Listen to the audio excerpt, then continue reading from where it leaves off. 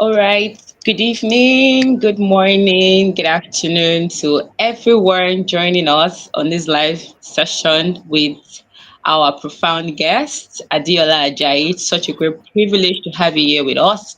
We say a big thank you for, being available for this meeting. We do not take your presence for granted. To everyone joining us across the various nations in the world, thank you for always coming through. Thank you for always showing that you are intentional about your global opportunities. You do not want to miss out. So, thank you once again for joining.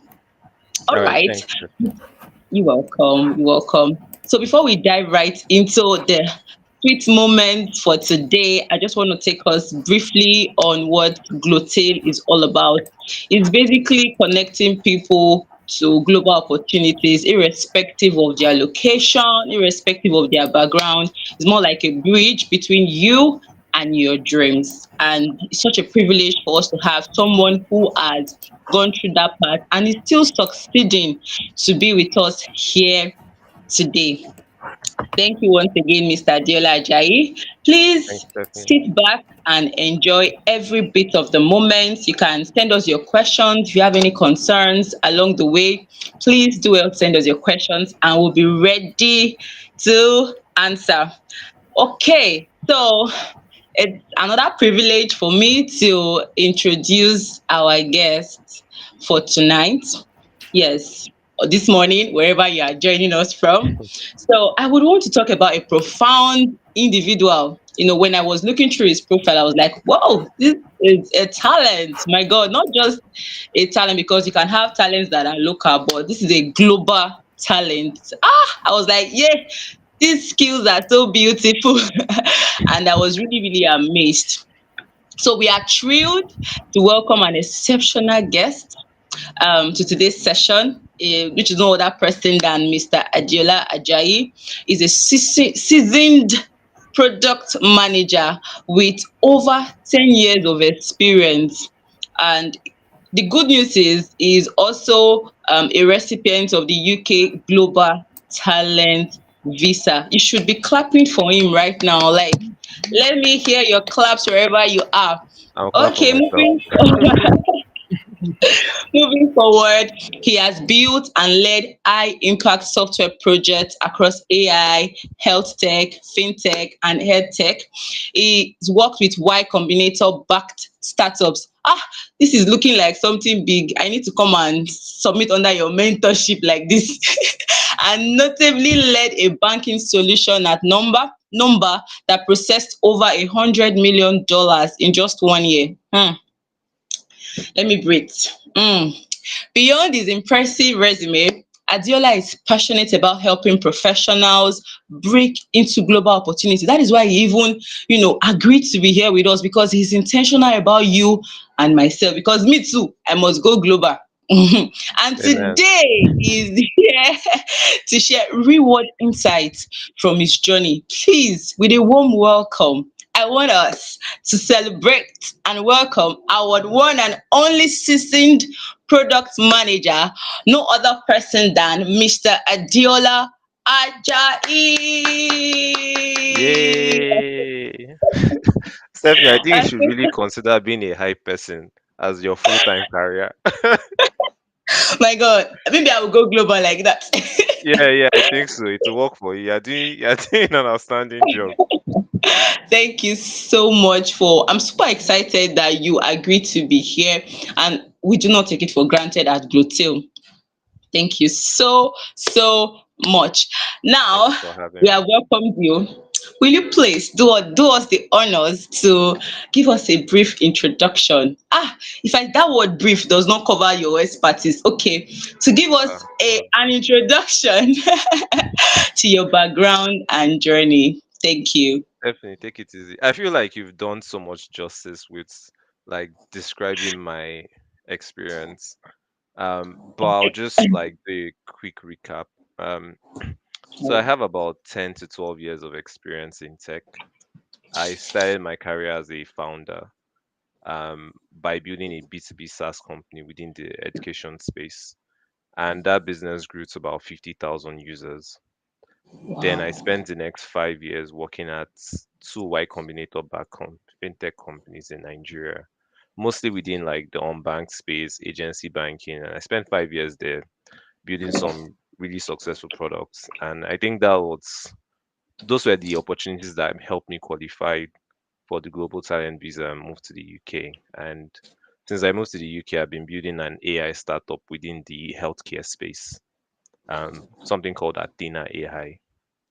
And that's sort of like my 10 to 12 years career journey. Wow. Hmm. That's really a lot of investment because it takes one who is committed, who is intentional to really have this background, and you are not even giving up after getting your visa. You're like, this is just like a little that I've gotten. I must get more. So before we go ahead right into the questions for this session, I would want to ask, you mentioned that you started as a founder. How was it like? It takes a lot to really, really start, as a founder and still be able to make so much impact. Looking at the various, let me use the word limitations, like, because I've heard about certain founders who started and they could not move past the first year.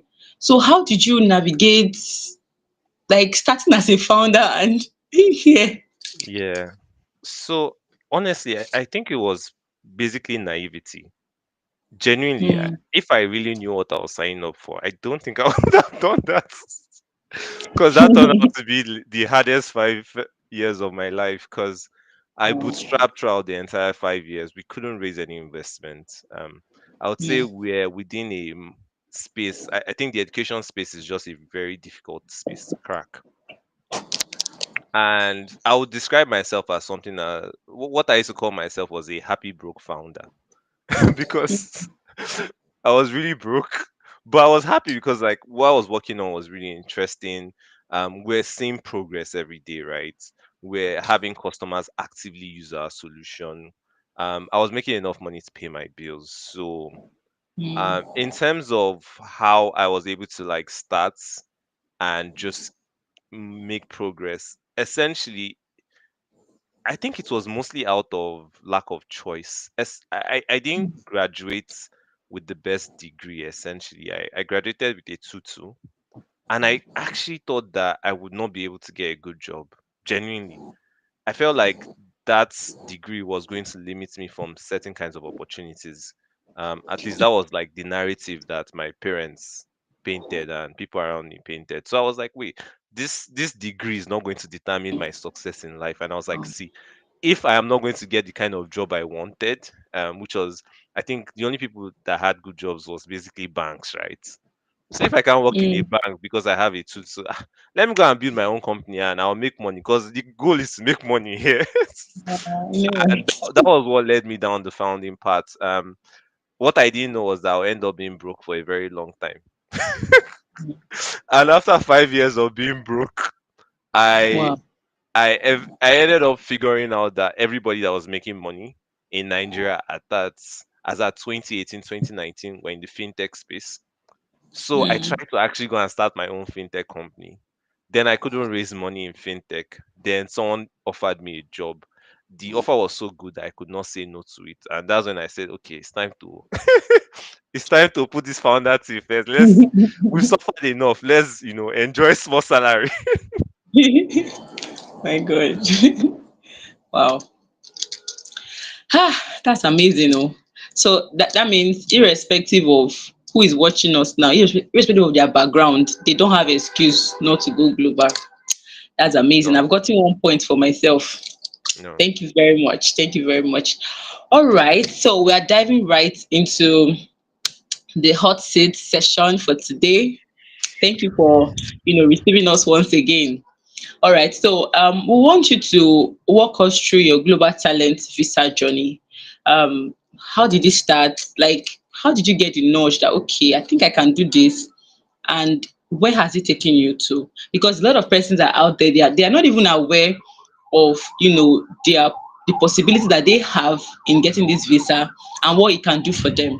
Some are not even aware of the benefits that comes with it. So we want you to walk us through your global talent visa journey. Thank you. All right. So yeah, I think so. I'd heard about like the global talent visa. I think maybe like 2021, but I was busy, right? I had a very, very intense job, so I never really had time. Then I think it was like 2022 where a lot of tech companies were having layoffs, and essentially it touched me. The company I Hmm. was with basically silently laid off people, and I was one of those people. And like I was the head of one of their business lines, and they actually laid me off, and everybody that um was beneath me, so maybe like 10 to 12 people, and other business heads like that. That's how they just shed weight. And I remember like just driving home and feeling anxious and asking myself what I was going to do next, and I really didn't know. So I think I just made up my mind that I was going to take 3 months off, like not look for a job, just 3 months off to just figure out the next thing I wanted to do. And I think there's been a common theme in my life, which is that every single disappointment has always led to my upliftment. Every time I was being disappointed in the past, like there's always been like a growth. So I was like, this is not the first time I'm failing. Every time I fail, it has always led to something bigger. So I was like, okay, I need to actively now search for something bigger. What's the next growth leap, right? Um, and I was sort of trying to figure out, okay, how can I 10x my income, or how can I like radically grow my income? Because I've always had like this leap in income, like 5x, 10x. So I was like, okay, how can I 10x it again? Hmm. And that's when I started looking for jobs abroad. And more, I said like this is hard. Let me just consider traveling. That's when I now remembered like wait, that global talent thing, let me even start exploring it. So there was this video from PC Timmy. PC Timmy is like this YouTube um podcaster. She interviews founders in Nigeria. And she released a video around then. She really explained it in details what the global talent visa entailed and all of that.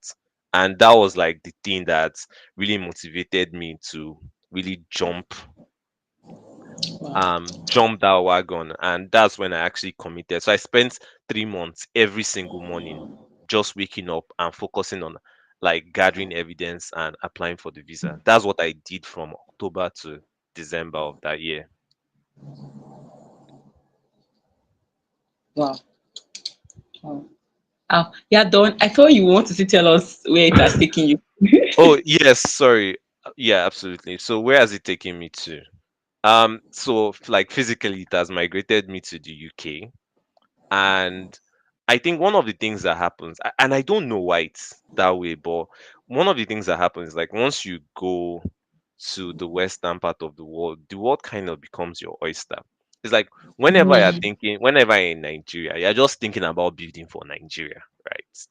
But the moment you get abroad, you go like to the UK or Canada, I think it helps you see things from a much broader perspective.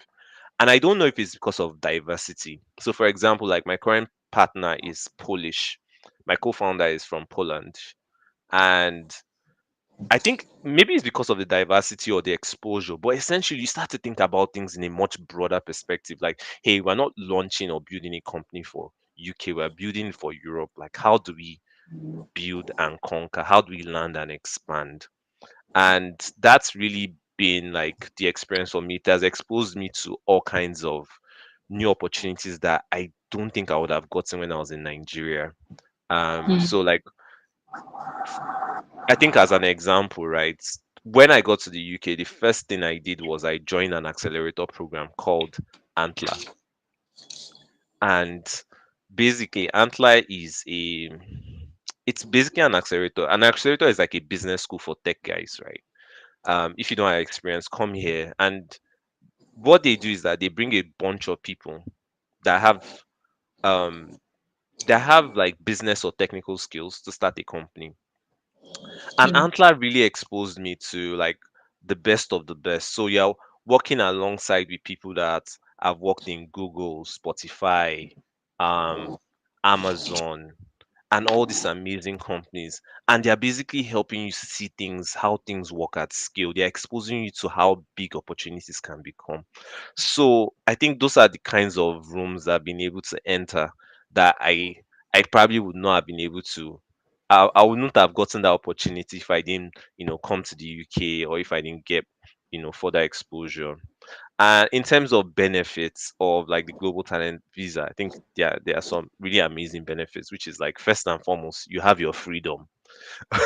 You're not tied to like any job sponsorship. You have to work within a specific company or within um, a specific organization. You don't have that. I think the other amazing benefit is like you can migrate with your family members. So like I migrated here with my wife, which has been like the best decision I ever made, because loneliness will kill you in this abroad.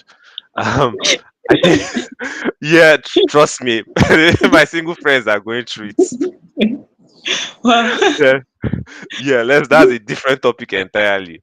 And I think like most importantly, there's a path to settlement. So when you come here, you find out that people have been in the UK for 10, 20 years and they don't have like their citizenship, they don't have their papers. I think that's been a major topic of discussion recently. They want to even further extend it. With the global talent visa, within 3 to 5 years, you're already on your pathway to actually getting an ILR, which is like the Canadian version of a PR. And from there, you can become a British citizen. So hopefully, my kids will become British citizens. Yeah, yeah, So yeah, definitely. yeah. So that's basically the journey where we are now, all the exposure and the benefits we have gotten.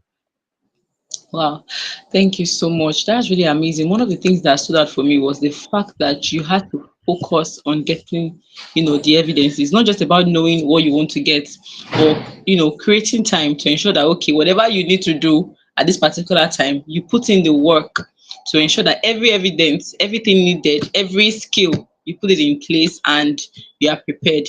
That's really amazing, and thank you so much for sharing your journey. So we're moving forward. Beyond focusing on gathering evidences, were there any challenges that you faced during the application process? Like what happened? What maybe at some point you felt, ah, I don't think I can go ahead again. But then how did you overcome those challenges? We would love to hear from you, Mr. Adeola Ajayi. So I said you like this name. Um, so yeah, so I think the first challenge, or like the most frequent thing that occurred to me, was like overanalysis and paralysis. Hmm. I think if you keep looking at the same document over and over again for like 90 days, you will literally start losing your mind. You start overanalyzing every single details, and that's like extremely, extremely overwhelming. Knowing like the right information to put, how to convey that information, it was just a very stressful process. Um, and like there are so many instructions that they try to provide to guide you, but I won't lie to you, man, like initially that wasn't enough. It's like the more I read it, it was like abracadabra. The more I read, the more I try to understand, the more it was confusing me. Too much information. Yeah, it's like too much information, right? And there's so many resources to digest, but it's like the more information you consume, the more confused you get.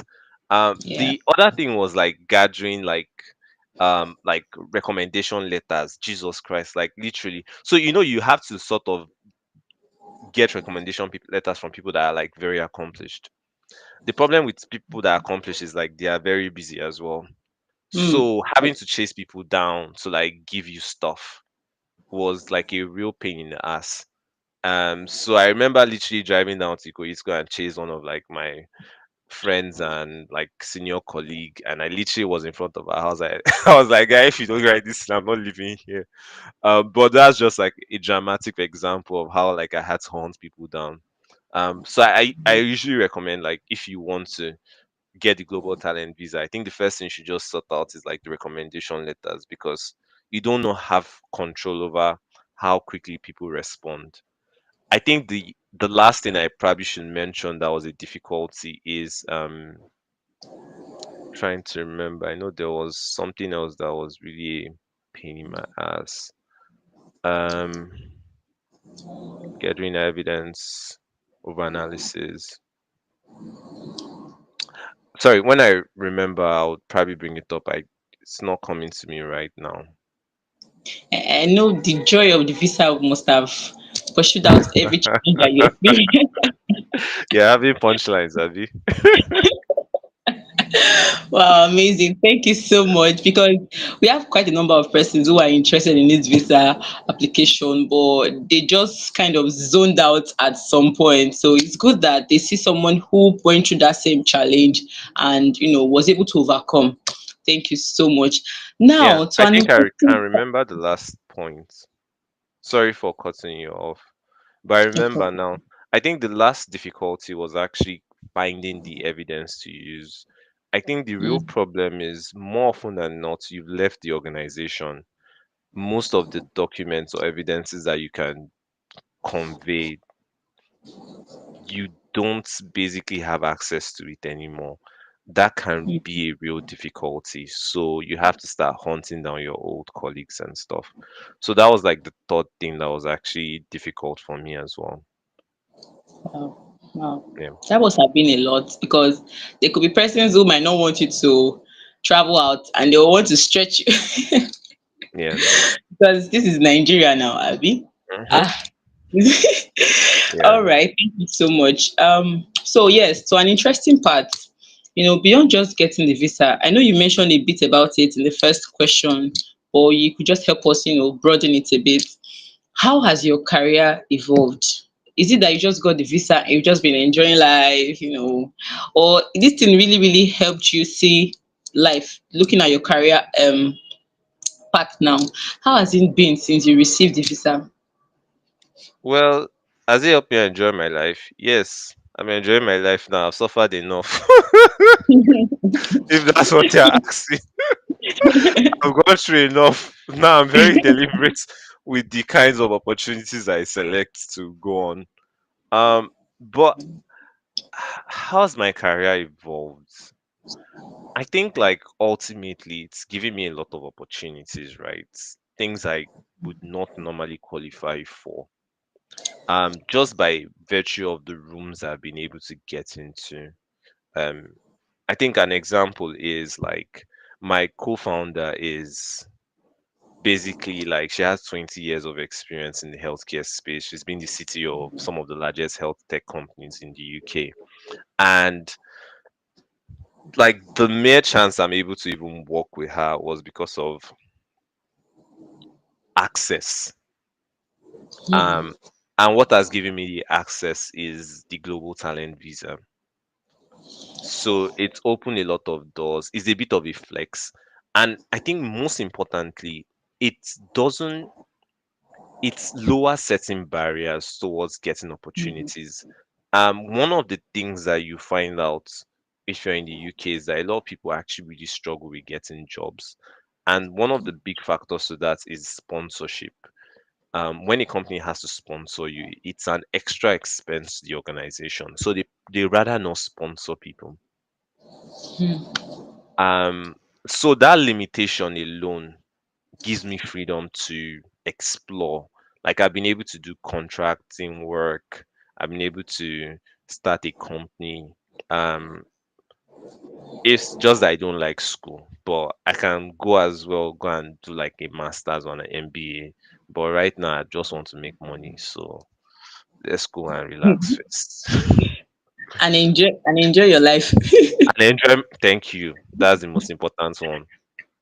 Wow, wow, that's amazing. I will just highlight a bit of what you said that you are enjoying now. Freedom. Mm, that one is important because this country that we are in can, I don't want to mention the name,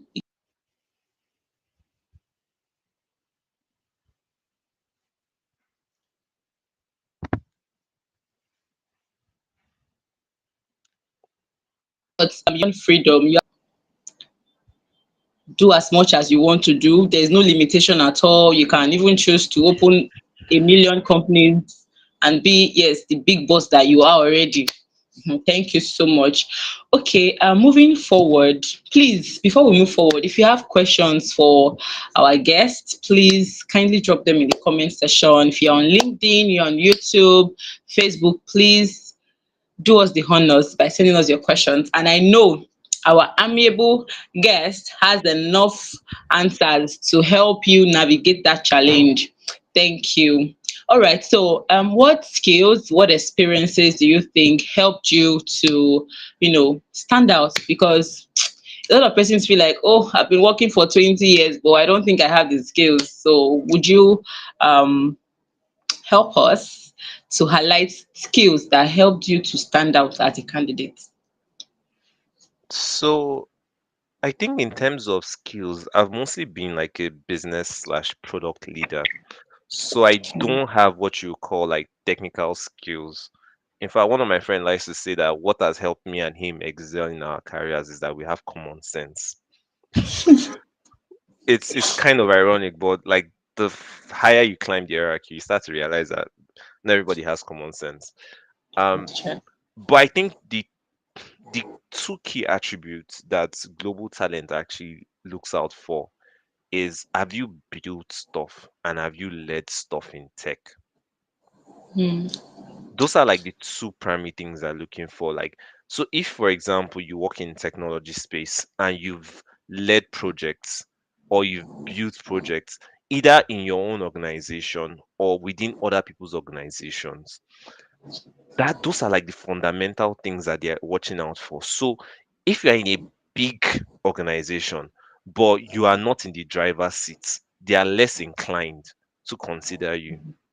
But if you build like a small product within a big organization, or you build like a big product within your own organization, anything that can show that you actually led, you actually built, that's how you need to paint the narrative. That those are the things that actually help me stand out. Um, I think most of the places I've worked at and the things I've done, I've mostly led projects or I've built new projects within existing organizations. So they try to look out for those attributes within your work that you do. And I think the other part of it is like you have to see it from it like like a two-sided sword. And on one side there is the input, which is you have built and you've led. On the other side of it, there is the output, which is that whatever you have done has had meaningful impact. Meaningful Hmm. impact can be in terms of the revenue it has generated, the amount of people that have been onboarded, like the amount of users it has. Um, it can also be considered in like the like reducing expenses. Because like for example, like there are people that actually like do back end operations, they are able to like save money. So let's say you're an accountant or you're a reconciliation expert. Um, Within a tech company per se, and you are able to prevent the company from losing money. That's you creating meaningful impact within the organization. So you just have to be Yeah. able to convey that. They try to create open borders. They are not trying to restrict people from getting in. They just want people that have actually led companies to come to the UK and help them lead and help the companies here in the UK build their own companies. Wow, that's really profound. I would just want to, say something. There are persons who, when they're in a workspace, they like to be behind. They like to say, "Oh no, I don't want to be the one in front. Let somebody lead. I will be in the middle." You're not helping yourself. Oh, our Yeah, guest has said you must be at the forefront, leading and yeah, making impact. So yeah. yes, thank you so much for that insight. All right, so we have people who are on this call at this moment attending this webinar, and they are interested in the global talent visa. What advice would you, have for them in this year 2025 so that they can apply and also begin to enjoy the things they are enjoying? Well, I think the first thing is like looking at the guidelines and trying to first verify if you basically qualify. If you work in tech and you've built or led any projects, there's a very strong chance that you qualify. I think because they call it like global talent visa or exceptional talent, or it makes you start to feel like, maybe I'm not good enough. Maybe it's only founders type kind of stereotype they are interested in. It's not true. I found like people even in like relatively junior roles actually qualify for these opportunities. I've actually um, helped such people. So like you might actually have a strong chance if you've ever worked in tech and you build or led any project within tech. Um, I think in terms of actions that you should take, I think the first thing is that you should first make a decision. Like when I describe my own experience, like for a very long time, maybe for like 1 year, I was just saying, I'll do it, I'll do it, I'll do it. Like you have to commit to it and say, like, this is something I want to prioritize next. This is something I want to commit effort to do. I think once you've, made that commitment, I think the next thing to do is like start gathering resources, evidences, and start reaching out to people that can actually help you. Like reach out to people on LinkedIn that have gotten the visa. Try and contact people and try and get as much insight as possible on how you can actually present all those evidences and apply. I think like ultimately you can't get an opportunity until you shoot the shot, right? Then apply. Whatever the outcome is, you go do all right. If you fail, you try again. There's no limit to number of trials. Like I didn't get it on my first attempt, so yeah, you just keep trying till you get the thing that you desire. Wow. Wow, that's amazing. Thank you so much. So it doesn't matter how often you try, just keep trying till you get it. So I think in the process of even trying, it helps you build your profile, your portfolio, in the sense that you start taking conscious steps to Exactly. be a big person. So you have to have the mindset that yes, I must do this thing and you get it. Thank you so much. All right. So me, I want to ask this one. Oh, are there any misconceptions? Maybe there were things that you saw that maybe you saw it somewhere that GTV is like this. So, but on getting into it, you're like, no, these things are actually misconceptions. Are there any common misconceptions that you would love to clarify for us that are, looking to apply? Yeah, I think the biggest one is actually like the self misconception. Hmm. Like I remember having a friend, I remember my friend literally saying, it's people like you that can qualify now. And he and I have had the same level of experience in tech, like the same length of experience in tech, but he completely excluded himself as someone that won't qualify. And it's kind of sad when I see people just prevent themselves from going after opportunities that they are qualified for. So I think the biggest misconception is like people thinking that they are not good enough. Hmm. And we are human, right? It's a natural feeling, but you have to fight that. You have to, be rational and be ambitious and say, hey, this is something I want. This is something I want to go after. Just commit yourself to it and, go after it. I think that's at least that was my struggle. So that was my struggle. Maybe that was why I procrastinated for like 1 year. They had to literally kick me off where I was working for me to say, okay, it's time to do this. Wow. Okay. Thank you so much. So because I see some persons already sending questions already, so we can quickly dive into it. We'll just take one last question from here. How do you continue to grow your global relevance professionally? Because it may seem like one can get the visa and it just ends there. You just feel like, oh, you have arrived. But how do you continue to grow your global, you know, relevance professionally? Well, you know what's interesting? Let me give you some context, right? So I'm part of this perplexity business fellowship right now. I've not even put it on my LinkedIn. These days I've never really been the kind of person that likes to like blow my trumpet. But when you come abroad, you know the definition of blow your trumpet. So we had like an initial conversation. The co-founder of like Perplexity came on the call with their VP of their vice president of sales or marketing. And after the call, Next thing I'm seeing other people on LinkedIn post 3 lessons from CEO of Plexipacity. Pa pa pa pa pa pa. Everybody's just posting, oh, this is what I learned from the CEO of Plexipacity. I was like, ah, it's not the same call I joined. What's going on here? These people abroad will kill us with packaging. Okay, see, honestly, like one of the things that you learn here is how people package. People can package stuff, man. In Nigeria, I think we are really amazing at executing. We really genuinely believe in hard work. When you Yeah. come abroad, people genuinely believe in packaging the work. In fact, they'll make it sound so sophisticated that even you're asking yourself, wait, shey na the same work me and you dey do?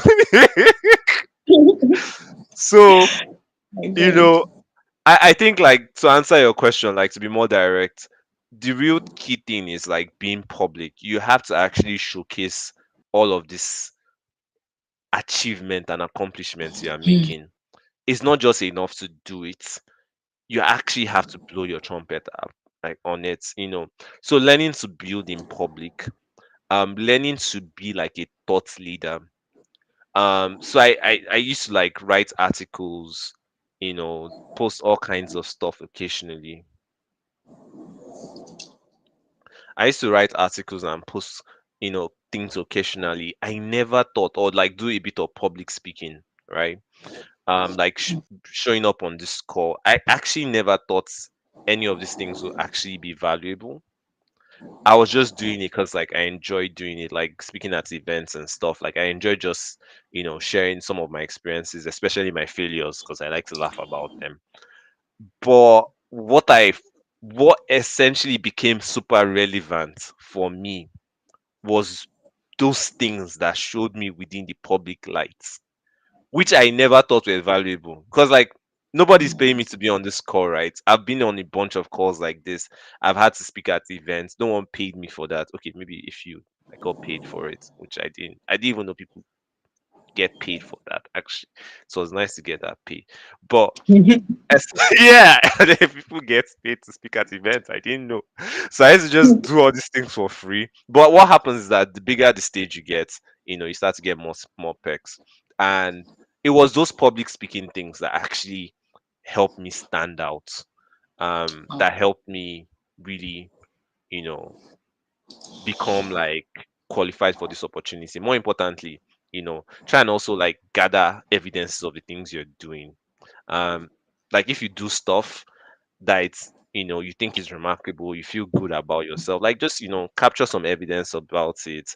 For example, like let's say I launch a product, I might screenshot it because like me and my friends were geeks, right? I might screenshot it and say, oh my guy, the product I launched just did like 100 million, and I'll send it to somebody. Then later down the line, I now realize that I've left the organization. Is that screenshot that is now helping me to serve as evidence that I can use? But when I was gathering it, I didn't even know it to be relevant to me. Please, I'm not saying you can carry your company's confidential information. No disclaimer. If they arrest you, I'm not involved. All right. Thank you so much. Please don't carry your company's confidential information. Oh, this is a strong Tell them. disclaimer. So you're not gonna say, Mr. Adeola told me to screenshot. You won't see him, oh, and you won't see me too. I We'll know they already be will. in their abroad. Thank you. All right. Thank you so much. Thank you so much. So we have like questions from our audience. One of them is asking, please, can a project manager in oil and gas slash construction industry who is now a bootstrapping, this question is looking wonderful, but let me go again. Please, can a project, okay, I think it's on the screen already. Can a project manager in oil and gas construction industry who is now bootstrapping a software project on the side, be able to apply for GTV? Okay, over to you, Mr. Diola. Well, so your experience within the oil and gas is only relevant if you so sorry, I can't just give like a yes or no question, a yes or no answer, because there are a bit of nuances. So there are, I think, like three classes of people that can apply. So the first person is a technical person working within a product-led organization. So, e.g., software engineer that works within a software company like Paystack or Flutterwave. Now, the second class of people are technical people that are working in non-technical organizations, e.g., a software engineer working in a bank. Now, the third category is a non-technical person working within a technical organization or a product-led organization, e.g., um, so let me reverse. Let me use the second example. A non a technical person within a non-technical organization, e.g., oil and gas company. So let's say you are a software engineer and you're working within an oil and gas company. You absolutely qualify. Now, when you're a non-technical person, you have to actually be within a technical organization. So a non-technical person can be an accountant, an HR person. It has to be within a Mm. product-led company. Now, the interesting thing about project managers is that they are semi-technical. So a project manager within an oil and gas organization pretty much does the same work as a product manager. They just change the technology because technology people just like to have their own fancy words for everything. So if you as a project manager, you are actually working on technical product. Maybe you are helping them manage like their software projects within the oil and gas industry. Yes, you do qualify. Now the fact that you're also bootstrapping a project on the side is really valuable. Remember, they want people that have led, people that have built. Um, but remember, it has to be something that has impact. So if you say this your new software project, it only has 50 users or 10 users, that's not going to cut it. It has to be something that has maybe thousands of users, people that are actively using it. Yes, then ultimately that becomes valuable evidence to global talent visa. Wow. I hope you got value from the answers. Post drip Yeah, one. yeah. I Thank feel like you. I should almost do a recap. So, because that was a bit of a mouthful. To just recap, right? Let me just say this very clearly. You have to be a non-technical person within a technical project or a technical organization, then you do qualify. Hmm. Okay. Thank you so much. So we have another question. Hi, how did you approach building a standout GTV portfolio and personal statement? Thank you. Well, Over. well, how did I stand out? How did I approach? I think the way I approach everything is just like I just start, right? Most times, like I kind of just jump into it, then figure it out along the way. I'm not someone that likes to plan before executing. So like my first application was a failure. I did not get it in my first attempt. And based on the responses that I got, that helped me now figure out the things that they are looking out for. That was when I now was a bit more methodic about how I was, building out that profile. So I would say that the first thing and the most important thing is really following their technician guidelines. So the endorsing body for the global talent visa is something called technician, and they have very very strict guidelines of examples of evidences you can use. The problem is when you go and put evidence that is meant to be for mandatory, you go and put it in optional, or evidence that is meant to be for academic, you go and put it in mandatory. That will just automatically disqualify you. The thing that really helped me was first reading the like after failing, right? And maybe I should have just read the guideline, but like I said, the more I was reading, the more I was confused. But if you can really study the guidelines, follow the examples there, and also try to convey two important things.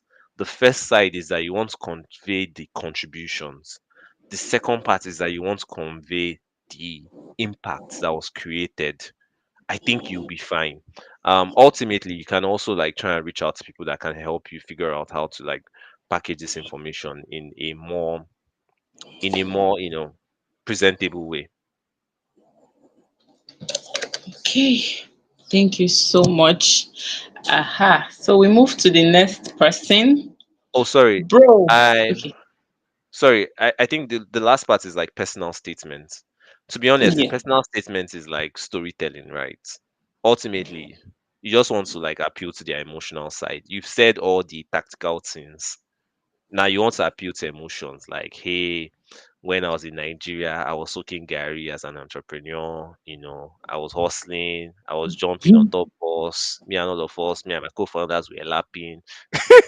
You want to just say a very compelling story and the impact, like how all of those things led to all the things that you created, what motivated you to get into the technology space. Like, appeal to their more emotional side. You try and join all those evidences you put together and you tell a story with it in your personal statement. Oh, that's true. So make it really, really, really compelling so you can win their hearts. Yep. Yep. All right. So to the next question. Person is like, bro, I like your style, Jare. You know how we do it in Nigeria. Well Thank you. done. Yeah, hold on. Does volunteering also count as part of evidence? Who are the best people to reach out for recommendation letters and how many? Okay, so technician requires you to yeah, first and foremost, the thanks for liking my style. I probably like your own style too. Um, does volunteering count as evidence? Yes, it does. It's actually really, really valuable evidence. But remember, they want to see how you contributed when you were volunteering, and they want to see the impacts of the volunteering you've done. So let's say you're a mentor. How many people have you mentored? Okay, let's say you even mentored a few people, but the people you mentored, maybe they built successful organization as a result of your mentoring, then that's meaningful impact. But if it's that you just had one-on-one informal mentorship that did not lead to anything, it has to be meaningful impact. That's the key thing. Now, who are the best people to reach out for recommendation letters and how many? So technician requires you to have 3 recommendation letters. Um, that's the minimum. Now, you might need more recommendation letters just to like support some of your evidences. But don't let me go too deep into that hole. The best people to reach out to are people that you've worked with, people that have witnessed your work.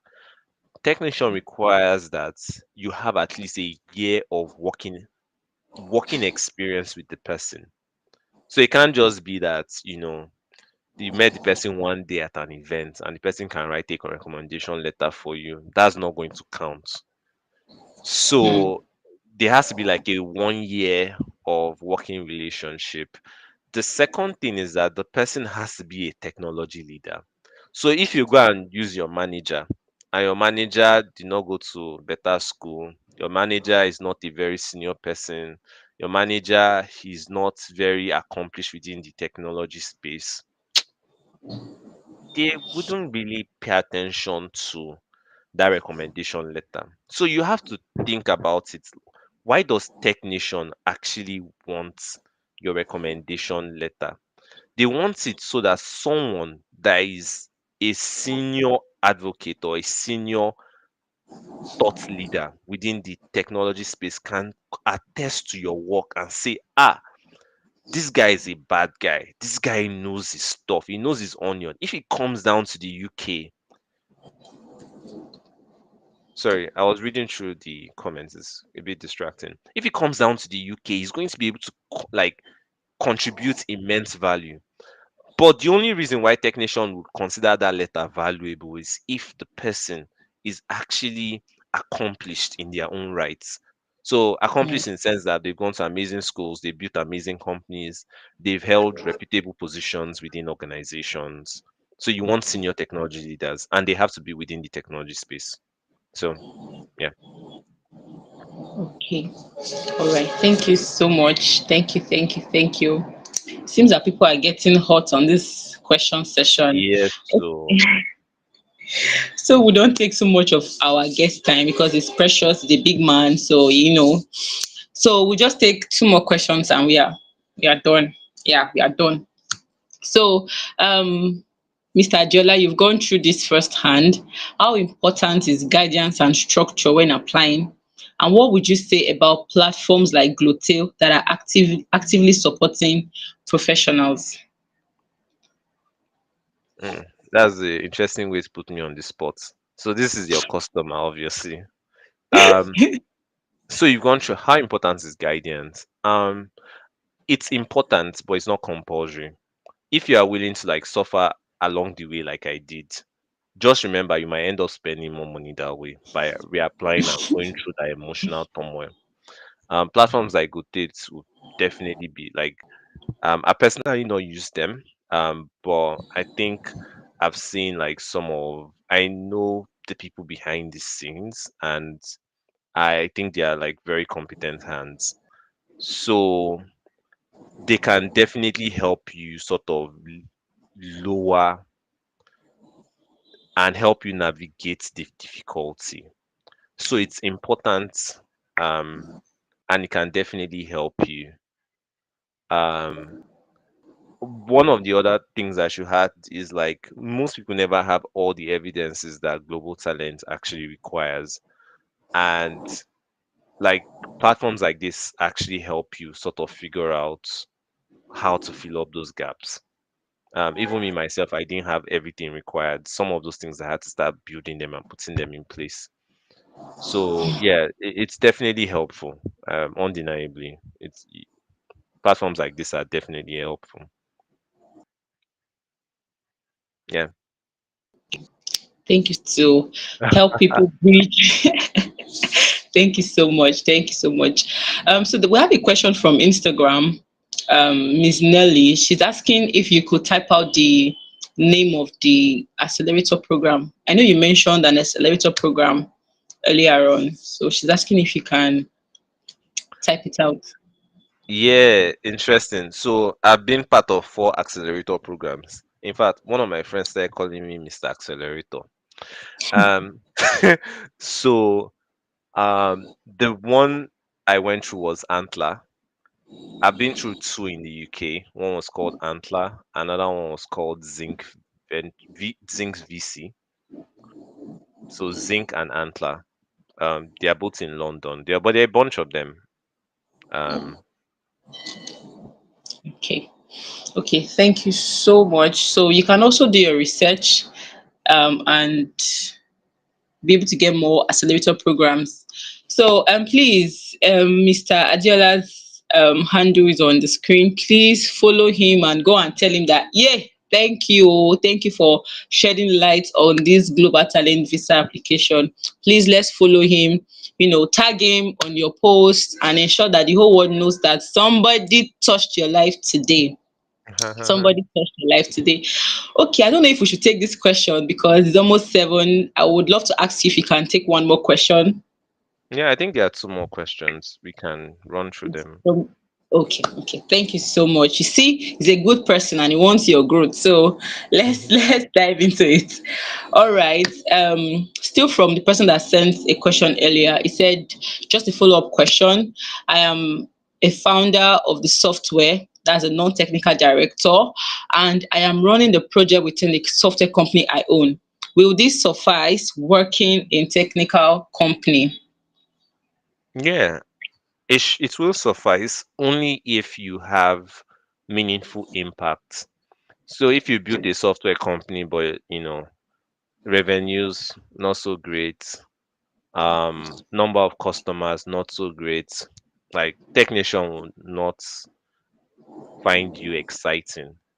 Something you have to consider is like they don't limit the number of opportunities or the number of visas that they grant, but it's highly competitive because it's for people across the world. So you have people from China, people from Russia, people from everywhere in the world, India.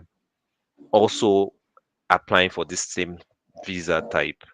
And it's the same people that are assessing people from Nigeria that are also assessing people all around the world. So the benchmark is relatively high. I think they've said they've granted only about 6,000 global talent visas, maybe 6,500 or some very minuscule number. Like if you even move to the UK, you find out that most people have never even heard of the global talent visa. Um, so ultimately, it has to be something that has like meaningful impact or revenue. Okay, I think the second question was just to like talk more about Buttress. the first. Yeah. Yes, yes. So thank you so much for this session. We sincerely appreciate you being here. Once again, please everyone run to LinkedIn. You're on Facebook, I believe, Instagram, Twitter. The Please best place run there. to the best place to reach me is on LinkedIn. Though, if you message Okay. me on this, yeah, I detox from IG and Facebook. It's way too addictive. Okay, okay, that's fine. So please run to LinkedIn and follow him. Communicate your thanks, your love for being here with us today. Thank you so much. On behalf of Glotale, we want to say a very big thank you to our amiable guest for creating our time. 1 hour is actually very precious, especially for those that are in the abroad and they're big people. It's very, very, very precious. God will So forgive thank you, you. Stephanie. All this whining, God will forgive you. It's true now. It's true. Okay, no comments. Thank you so much. We All sincerely right. appreciate. If not that, okay, we have some things now. We'll just be spraying you money like this, like this, like this for Yeah, being the here. rich woman now. That's why you need to spray me money. Stephanie, let me send you my account number. Send me money. Don't worry, don't worry. Very soon, very soon. Thank you so much. We sincerely appreciate you. So, All right. everyone, thank you for joining. Thank you for being here. Thank you for listening, for asking questions. Thank you for following through. We sincerely appreciate your time. And if you need someone to talk to, Adeola is here, Glotale is here for you. Please reach out. Don't suffer alone.